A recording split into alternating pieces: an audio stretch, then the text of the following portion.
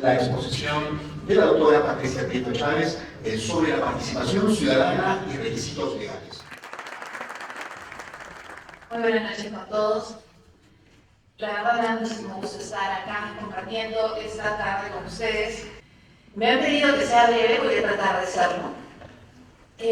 No sin antes hacer dos acotaciones respecto a la introducción que hizo el doctor Luis Ceballos y la ponencia de la doctora Ángela Vega.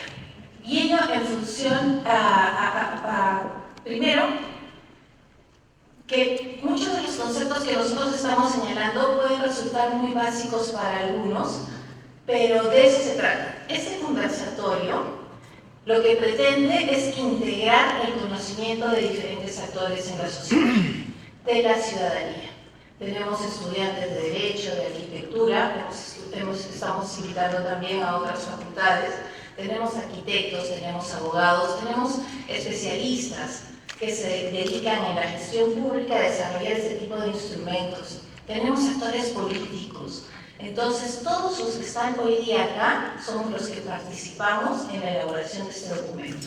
Creemos que no, pero participamos activamente.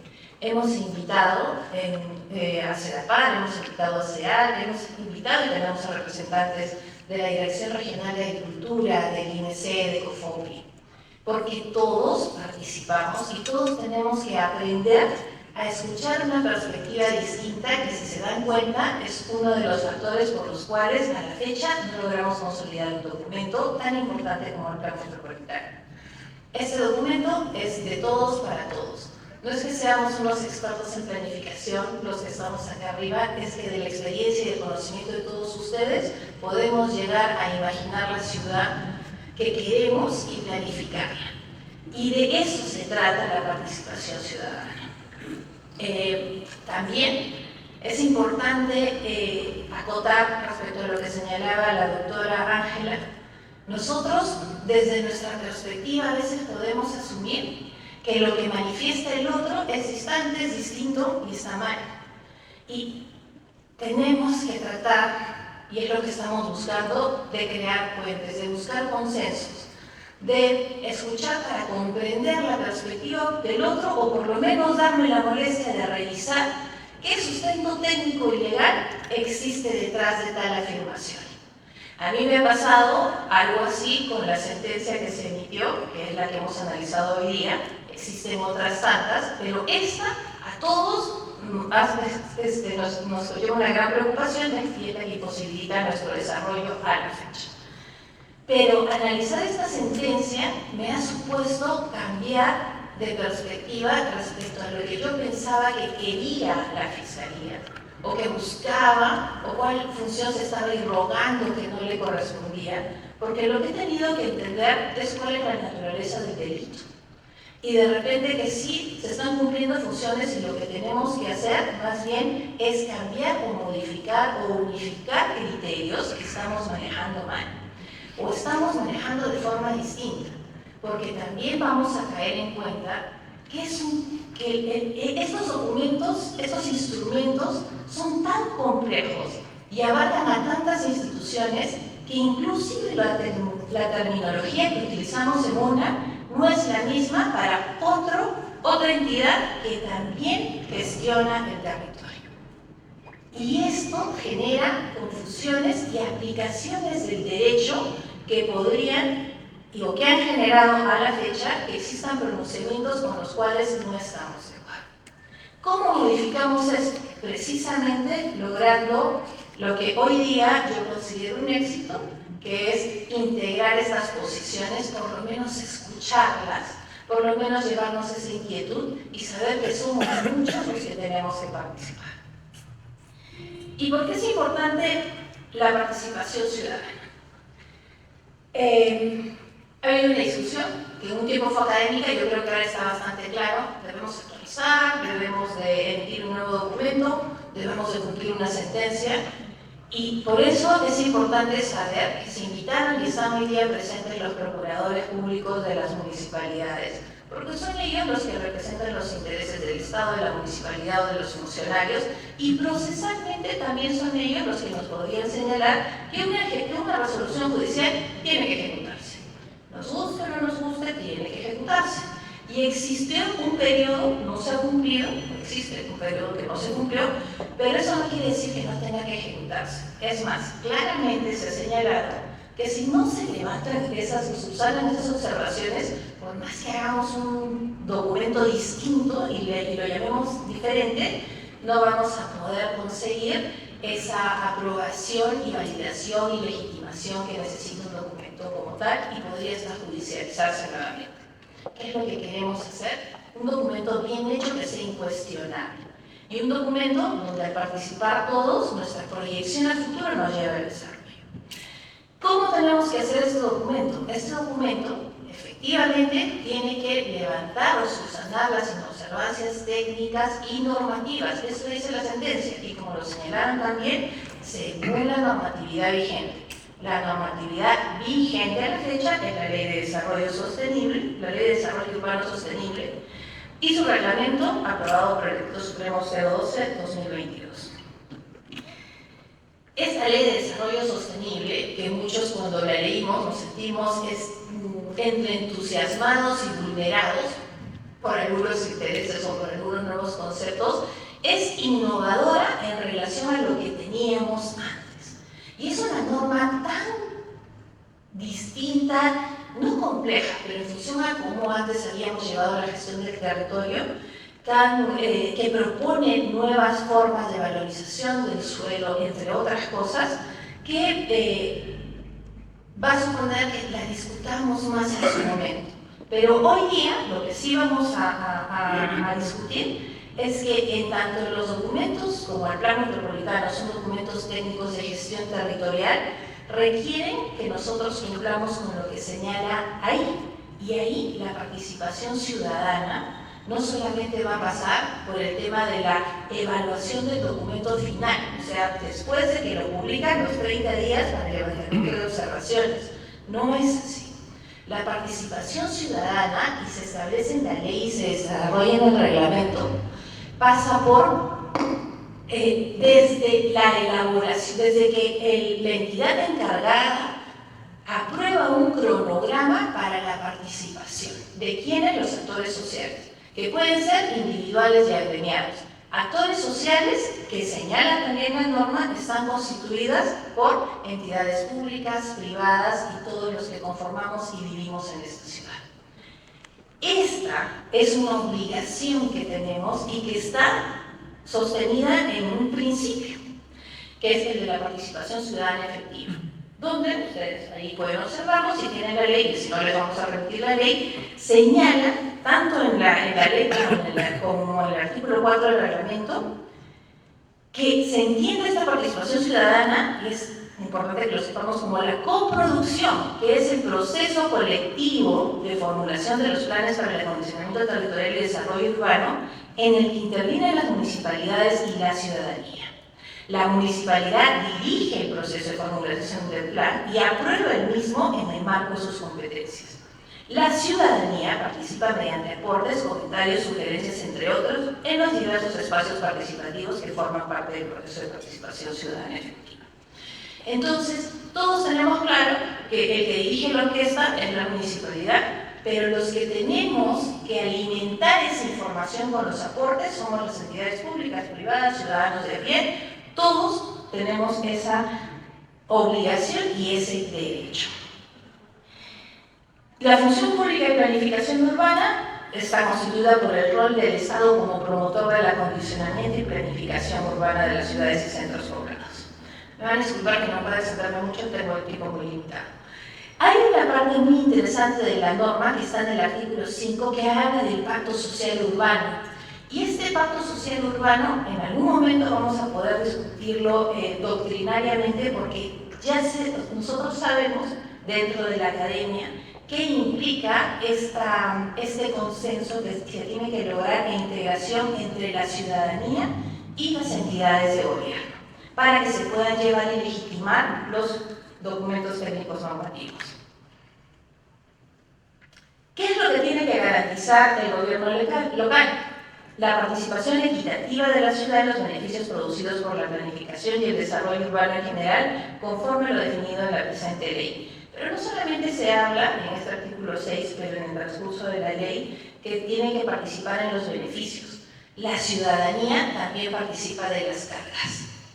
La ciudadanía tiene que participar, y más cuando hablamos de interés y bienes comunes. Y acá es importante que nosotros destaquemos lo siguiente. Hoy día lo comentábamos. Nosotros, y eso dice la sentencia y también está establecida en la normativa nacional, tenemos normas nacionales y locales vigentes que cumplir. Esa es nuestra obligación. Las normas nacionales no cuestionan en ningún momento que nosotros podamos, por ejemplo, habilitar zonas agrícolas. No las cuestionan. En todos nuestros documentos nosotros tenemos facultades para habilitar, para cambiar zonificaciones, siempre y cuando hayan justificaciones técnicas y normativas.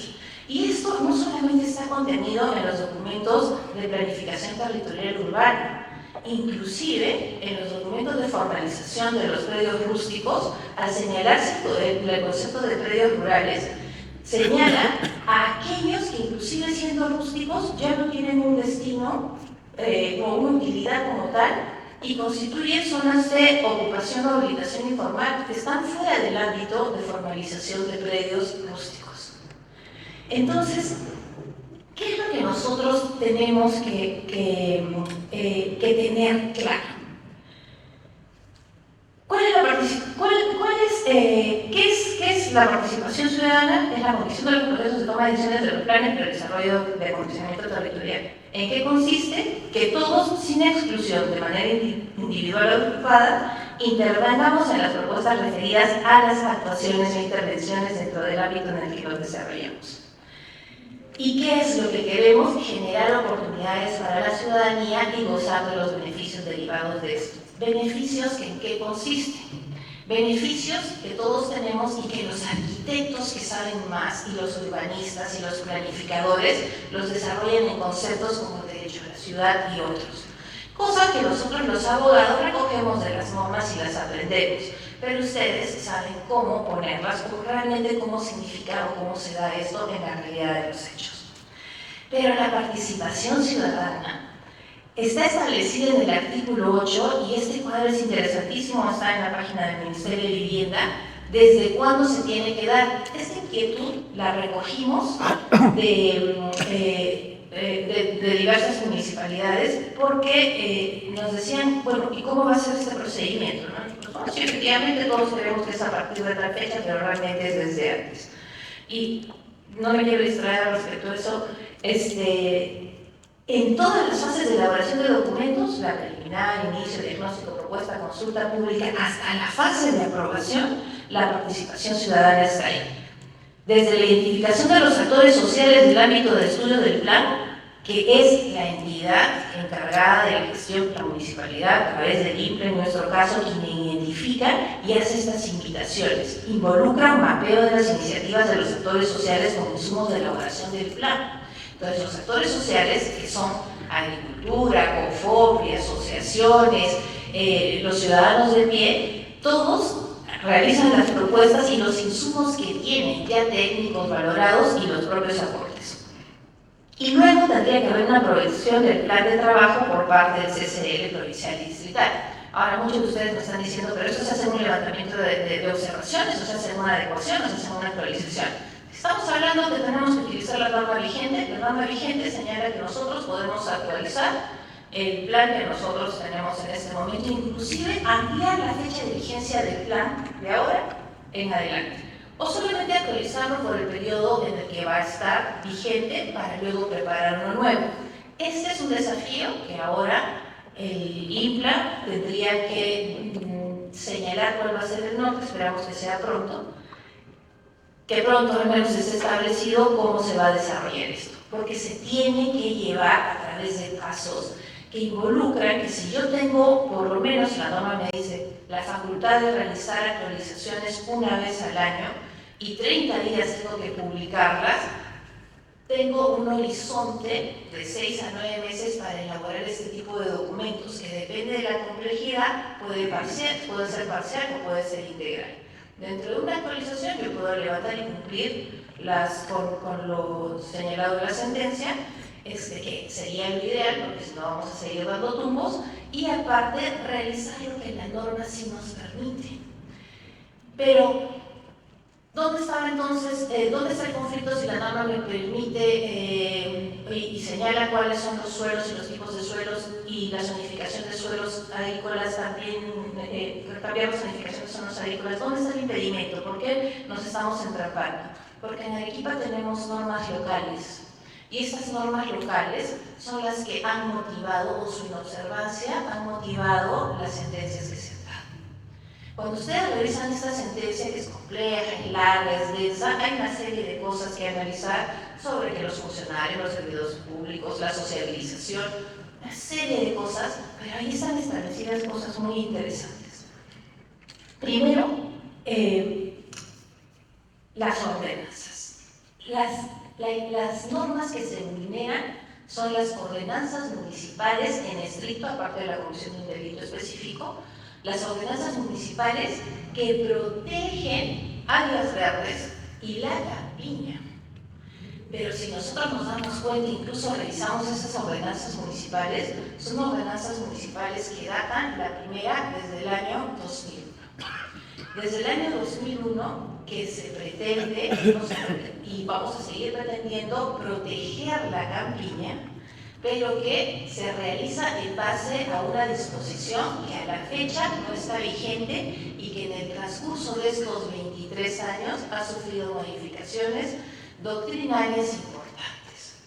Y luego existen otras ordenanzas de 2006, 2007, 2012, no solo municipales, sino regionales. Es más, la ordenanza regional en la que se hace referencia, por la cual se condena, es una que tiene un considerando de 2 líneas que pueden ser muy importantes, pero inclusive para los que hacemos derecho, tanto administrativo como en el área procesal judicial, sabemos que existe una falta de motivación detrás de ella y que tiene que subsanarse, al igual que las demás ordenanzas. Esto requiere una evaluación del ente encargado de emitirlas, que en este caso es el municipio, el gobierno regional, para que se pueda actualizar esa información, validarla y en función a ella dejemos de estar contraviniendo. Dentro de las alternativas de solución que seguramente se van a plantear ahora, también se va a cuestionar si una ordenanza podría o no tener mayor jerarquía que una norma de carácter nacional. Pero independientemente del tema técnico, vayamos a ver qué es lo que quiere proteger esta ordenanza. Y en las ordenanzas, los sustentos en su mayoría es el nombramiento que tenemos nosotros como patrimonio histórico por UNESCO. El término, me van a disculpar, no, en ese momento no lo recuerdo precisamente. Y aparte de eso, la protección, que también está contenida en el documento de la UNESCO, de la campiña. Campiña compuesta por predios agrícolas y de paisaje rural. Cuando nosotros tratamos de buscar estos conceptos o encontrarlos en documentos de formalización, de saneamiento, de planificación, no los vamos a encontrar o vamos a encontrar mucha información dispersa. Entonces, es un esfuerzo que nosotros revisemos estos documentos que están motivando sanciones y sanciones que hacen que los funcionarios públicos puedan tener incluso temor de actuar conforme a sus facultades que les da la legislación nacional. Entonces, yo quisiera que todos tengamos claro y podamos revisar estas ordenanzas. A todos se les va a remitir las ordenanzas y la normatividad a la cual nos estamos refiriendo. Lamentablemente no voy a poder explicar las ordenanzas, pero se los vamos a remitir porque quiero pasar, antes de terminar, al Código Penal. No solamente nosotros tenemos que revisar el contenido de las ordenanzas, nosotros tenemos que revisar el contenido del Código Penal. Y ahí es donde yo sí efectivamente le doy razón a la fiscal y le digo que estaba cumpliendo su trabajo, porque lo que dice el Código Penal se ha circunscrito en lo que ha ocurrido, lo que no significa que lo que señala el Código Penal esté bien o sea preciso respecto inclusive a los propios términos. ¿Por qué? Nosotros, por ejemplo, tenemos que, hay un delito que es clarísimo, la utilización indebida de tierras agrícolas, no requiere mayor explicación, todos la conocemos, y no hace alusión a los funcionarios públicos, sino a cualquiera de nosotros que destina para un uso distinto un predio que ha sido determinado por autoridad competente como agrícola. Pero sí me interesa este artículo respecto a que señala que tiene que ser destinado por autoridad competente. Y acá si nosotros vamos a entrar en una discusión, ¿quién es la autoridad competente para determinar qué predio es agrícola? No existe predio agrícola etimológicamente como tal. Existen predios rústicos y predios rurales. Estos dos conceptos están desarrollados en la normativa de predios rurales. Y dentro de estos predios ya ahora se señala, porque había una modificación en la norma, que están los predios agropecuarios, pecuarios, piscícolas y otros, ¿no? Pero señala además una de estas normas que los predios que ya no están destinados a esta utilidad agrícola no son predios agrícolas. No pueden ser catastrados como predios agrícolas y no pueden ser incorporados al catastro de predio agrícola.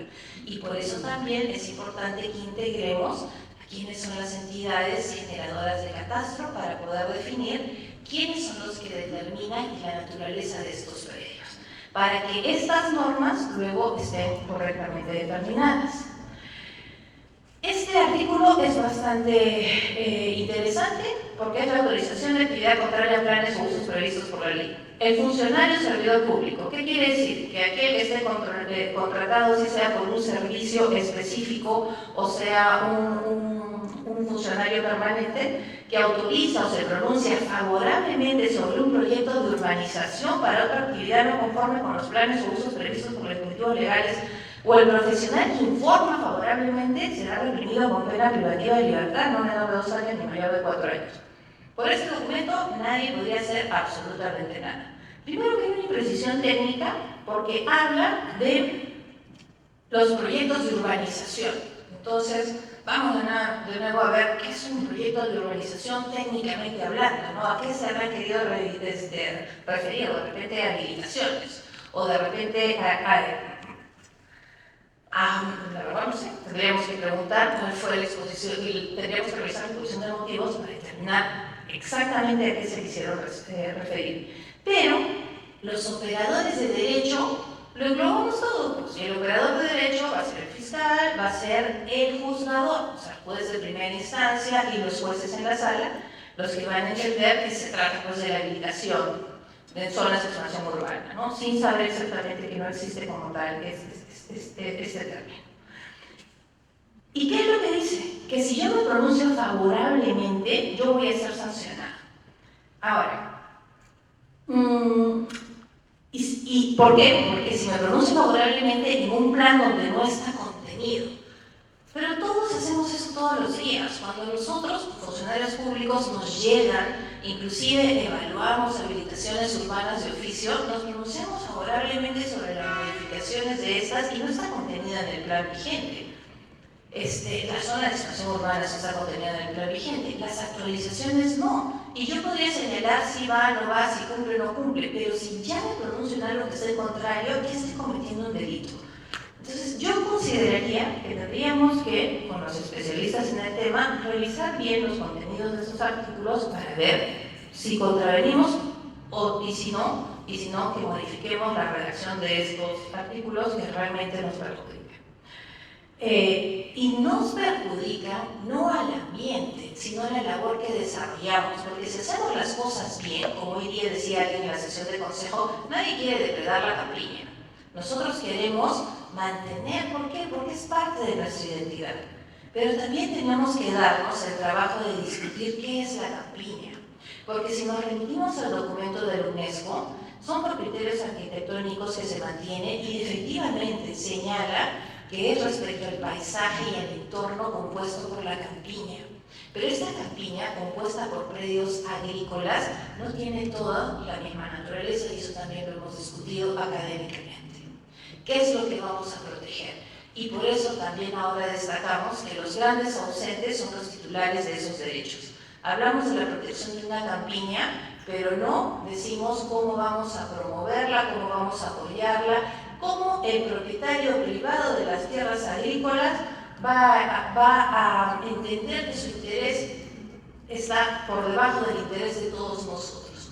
Cómo la entidad de gobierno va a fomentar tanto la inversión público-privada para mantener esto que nos conviene a todos nosotros. No lo hemos discutido y no lo hemos incluido y ahora pretendemos hacerlo, porque ellos también son parte de los actores sociales y de la ciudadanía que tiene que elaborar este documento. Y finalmente el artículo 314 es que por el que termina la mayoría siendo sancionado por la responsabilidad de funcionario público por otorgamiento ilegal de derechos. Gran discusión que se ha generado en el documento contenido, en la resolución contenida en la sentencia, señalando primero si es un documento de gestión, no es un documento de gestión, si es un documento de gestión territorial, pero he generado un otorgamiento ilegal de derechos a alguien específicamente solamente por zonificar, o no lo he generado, pues sí hay una expectativa y esto ha motivado que se haya depredado la campiña. Estos temas que han sido complejos, y en este caso sí, en casos individuales han sido identificados, también tienen que ser revisados, ¿no? ¿Cuándo es ilegal y cuándo no? ¿Y qué va a suponer ahora que nosotros, o el INCRA, a través de nosotros también, si se recogen nuestros aportes, valide o no lo que ya está hecho o cuando ha sido hecho cuando habían derechos que se han otorgado válidamente? Los que también hacemos derechos sabemos que lo que se ha otorgado en vigencia de ley ha sido válido y no es cuestionable hasta que declare lo contrario. O la entidad administrativa, pasan 2 años, no puedo hacer nada, tiene que ser judicial. Entonces, eso yo no lo puedo desconocer. Respecto al otro, que es lo complejo, es qué hago con aquello que ya valió, se hizo sin permiso, sin invitación. ¿Puedo retrotraer esta situación? Realmente se podría hacer, y muchas veces hemos hablado del caso del Avelino, si retrotraemos todo lo pintamos de verde y vamos a caer en la falsedad, en la ilusión de que eso sigue siendo un predio agrícola cuando no lo es. Y lo que tenemos que hacer es más bien proteger lo que aún queda, reforzando y validando al propietario de ese derecho y planificar y ordenar lo que está ahí, con los documentos y los instrumentos que nos da la norma para hacerlo. Entonces, como les he comentado, es complejo el tema, es variado. Este es el primer conversatorio al que nosotros estamos invitando. En algún momento vamos a hacer, y lo estamos coordinando con el doctor, un congreso nacional con participación de exponentes internacionales y vamos a fomentar que exista lo que no existe en las facultades, que son el programa, la materia de derecho urbanístico e inmobiliario, no existe. Sí existen en las facultades de arquitectura lo que es urbanismo o planificación en algunas, pero es importante que todos empecemos a entender que no solamente son los arquitectos, los urbanistas, los abogados, son también los sociólogos y los economistas, porque este documento, como lo señalaban, es un documento que no solamente abarca esto, que es el tema de la campiña, es un documento de gestión, de proyección, de desarrollo y desarrollo social de la ciudad y de la población que habita en ella, pero que tiene implicancias económicas importantes. Implicancias económicas que las vemos en pérdida en este momento, pero que si planeamos bien la ciudad, podría ser una ganancia y volver a ser la ciudad que éramos antes. Entonces, yo nuevamente agradezco la participación que tienen ustedes porque hacen efectivo ya lo que dice la norma y lo que tenemos que hacer de ahora en adelante, ¿no? Y con ello termino la exposición. Muchas gracias.